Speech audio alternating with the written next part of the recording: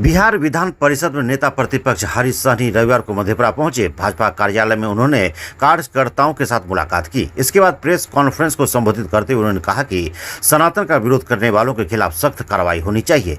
मेरे लिए यह गर्व की बात है कि पहली बार किसी मल्लाह के पुत्र को भाजपा ने विधान परिषद में नेता प्रतिपक्ष बनाया है। सभी का सहयोग व आशीर्वाद मिला तो बिहार में भी भाजपा की सरकार बनेगी। भाजपा सबका साथ सबका विकास चाहती है। नरेंद्र मोदी फिर देश के प्रधानमंत्री बनेंगे और बिहार में भी भाजपा की सरकार बनेगी। उन्होंने कहा कि भाजपा ने मल्लाह के बेटे को सम्मान दिया है।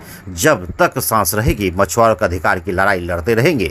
इस मौके पर भाजपा जिला अध्यक्ष दीपक कुमार, प्रदेश मंत्री स्वदेश यादव, प्रदेश कार्य समिति सदस्य अमोल राय, विजय कुमार विमल, दिलीप सिंह, अंकेश गोप, अभिषेक कुमार सहित काफी संख्या में भाजपा कार्यकर्ता मौजूद थे। उस दायित्व को निर्वहन करने के लिए विभिन्न जिलों से हमारे निषाद परिवार के लोग, हमारे संगठन के लोग जहाँ जहाँ एक सम्मान के तौर पर बुलाते हैं, मैं हर्षपूर्वक जाता हूँ। इसलिए कि मुझे शुभकामना में प्रारंभ से ही बहुत भरोसा, विश्वास, शुभकामना से अपने आध्यात्मिक ऊर्जा प्राप्त करता हूँ और घूम घूम कर अपने लोगों से मिलता हूँ, सामाजिक ऊर्जा प्राप्त करता हूँ और उस ऊर्जा को प्राप्त करके हमारे बिहार के आम आवाम के जो अपेक्षा है, आकांक्षा है, उसे पूरा करने के लिए इन्हीं ऊर्जा को खर्च करके, इन्हीं ऊर्जा के सहारे काम करके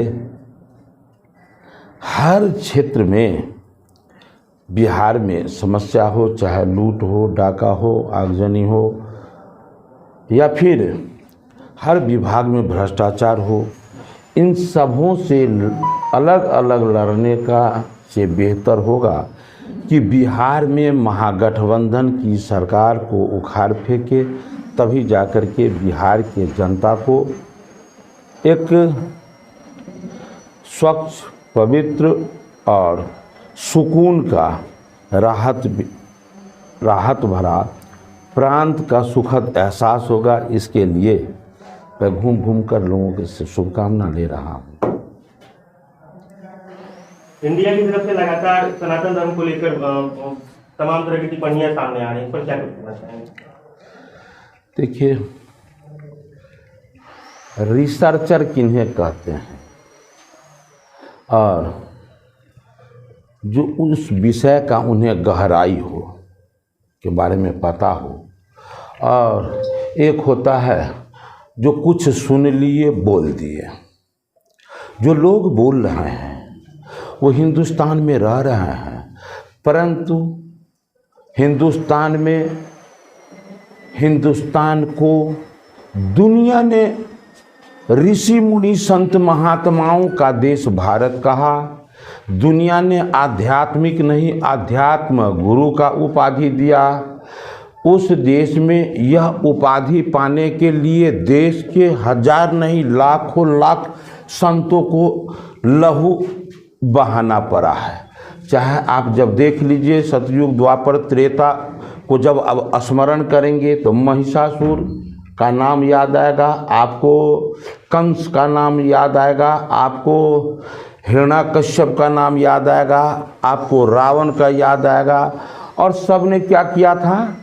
सब ने एक ही काम किया था कि सनातन के विरुद्ध आमजन को प्रताड़ित कर रहा था, जिसके कारण प्रभु को अवतार लेना पड़ा था, उसका वध हुआ था। अभी भी लोग सनातन का विरोध कर रहे हैं। कौन सनातन? सनातन मैं ये नहीं कहता हूँ कि दुनिया में ऐसा है वैसा है। सनातन का मतलब है सभी धर्मों का जड़। और यह भी दूसरा गुण है, ये सभी धर्मों का सम्मान करता है, इसलिए सनातन महान है। एक भी सनातनी किन्हीं पर पत्थर नहीं, एक छोटा सा तिनका भी नहीं फेंकता है। और दुनिया में किस तरह आतंक फैलाते हैं बहुत सा धार्मिक संगठनों से जुड़कर भी लोग, और फिर सनातनी को देखे। उसके बाद भी हिंदुस्तान में रहने वाले लोग सनातन से इतना घृणा करते हैं इन्हें सनातन को ऐड से जोड़ते हैं। धारा वाले लोगों को मैं नहीं कहता, लोग कहते हैं वो कुछ अलग है, मतलब मेंटल है। वैसे लोग मेंटल है, उनके बातों पर ध्यान नहीं देना चाहिए। और यदि ध्यान भी जाएगा तो ध्यान किसका जाना चाहिए, जा रहा है इस देश के यशस्वी प्रधानमंत्री और दुनिया के लोकप्रिय नेता नरेंद्र भाई मोदी जी का भी ध्यान है। और उन पर हमारे भगवान श्री कृष्ण, माँ दुर्गा, मर्यादा पुरुषोत्तम श्री राम का आशीर्वाद प्राप्त है। ऐसे दुराचारियों का स्वतः वध हो जाएगा। हर युग में वैसे दुराचारी का वध शस्त्र से हुआ था, लेकिन वर्तमान समय में शस्त्र से नहीं, अब ईवीएम के बटन दबाकर होगा और नरेंद्र भाई मोदी के नेतृत्व में होगा।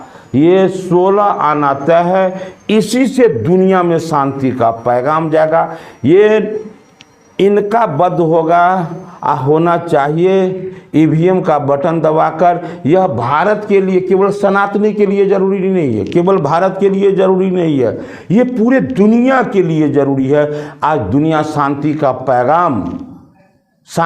पैगाम चाहता है और वो नरेंद्र भाई मोदी देने के लिए तैयार है। तो जो देने के लिए तैयार है उनको तो शक्तिशाली होना ही चाहिए। कितना शक्तिशाली है आपने देख लिया।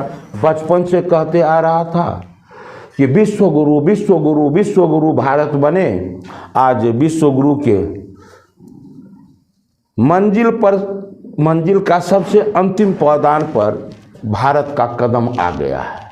आज G20 के माध्यम से आज जितना प्रतिष्ठा केवल भारतीय को नहीं, भारतीय मूल के जितने लोग दुनिया के कोने कोने में रह रहे हैं, सारे के सारे भारतीय मूल के लोगों को, सनातनी को आज पूरा गर्व हो रहा है। जितना मेरे जैसे लोगों को, जितना आज़ादी में हमको आज़ादी का नाम 15 अगस्त और 26 जनवरी को जितना मैं राष्ट्र भाव में डूबा हुआ रहता हूँ, उतना ही कल का दिन था मेरे लिए नहीं, पूरे भारतीय के लिए, पूरे सनातनी के लिए गौरव का दिन था।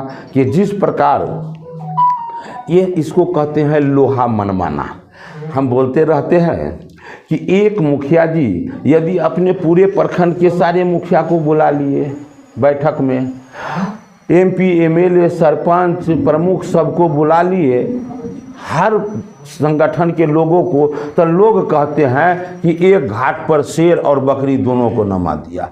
ये काम नरेंद्र मोदी ने किया है। निश्चित रूप से भारत के लिए बड़ा गौरव का विषय है, बड़ा गौरव का क्षण है। सुखद एहसास हो रहा है, लग रहा है कि भारत विश्व गुरु के मार्ग पर कदम उठा दिए। सन ऑफ पल्ला के नाम से जो मशहूर है मुकेश सहनी, लगातार सहनी समाज को एकजुट करने में लगे हुए हैं और बीजेपी आपको नेता प्रतिपक्ष बनाई, तो क्या लगता है सहनी समाज की तोड़ जाएगा? देखिए, अलग अलग भी एक ही परिवार के दो भाई होते हैं,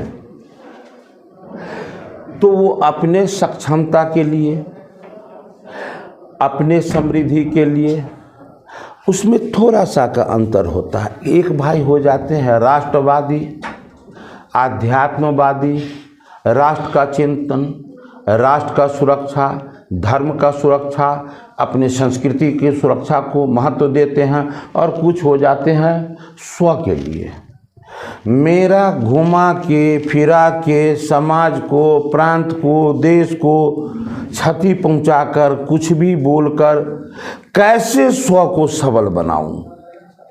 तो सबका विचारधारा अलग अलग है। मुझे जो दायित्व मिला है उस दायित्व के मुताबिक अपने समाज में भी अलग जगाऊंगा। और जब से मुझे MLC बनाया गया, मैं सभी के लिए चिंतन रखता हूं, लेकिन जिस समाज से आता हूं उसके लिए भी केवल मंच से बात नहीं करता हूं, उनके सक्षमता के लिए सदन में भी उस तरह से आवाज़ उठाता हूं। 85 प्रश्न मैं अपने निषाद बंधु के नाम पर लगाया हूं। तो ये मेरे लिए, मुझे जो करना चाहिए मैं हूँ, और कौन क्या कर रहा है कौन। और जहाँ बिहार है वही उसी एक भाई पूछे, प्रांत का भी विकास होगा, मेरे धर्म का भी रक्षा होगा, मेरे देश का भी रक्षा होगा, मेरे संस्कृति का भी रक्षा होगा। मैं केवल और केवल स्व में जीने वाला इंसान नहीं हूँ। आज नहीं, बचपन से सिर्फ मैं बोलता नहीं, उस भाव में जीवन जीता हूँ बस। और आगे मैं उनके प्रश्नों का, उनके प्रश्नों के तरफ मैं बहुत ज़्यादा ध्यान दूँ, बहुत ज़्यादा अच्छा नहीं लगता है।